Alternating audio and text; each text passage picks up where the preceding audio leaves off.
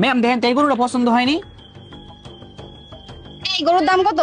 ও আমার গরু নিবেন? আমার গরুর দাম তো 3 লাখ। কি? এই গরুর দাম 3 লাখ? 1.5 লাখ দিমু, নিবি? না না না না, আমার গরু 1.5 লাখ।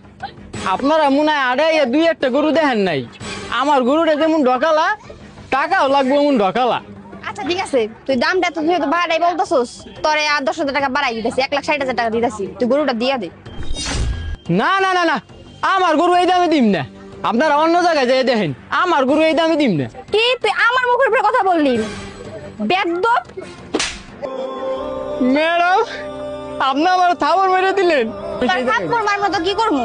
তুই আমার সাথে যে বেয়াদবিটা করছস, তো থাপ্পড় এটা কম হয়ে যায়। হ ম্যাডাম, আপনি ঠিক কথাই কইছেন, ওর জন্য থাপ্পড়টাও কম হয়ে যায়।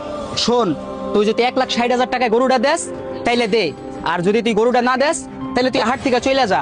এই গরু কেমনে নিতে হয় ওই টেকনিক আমার জানা আছে। ভাই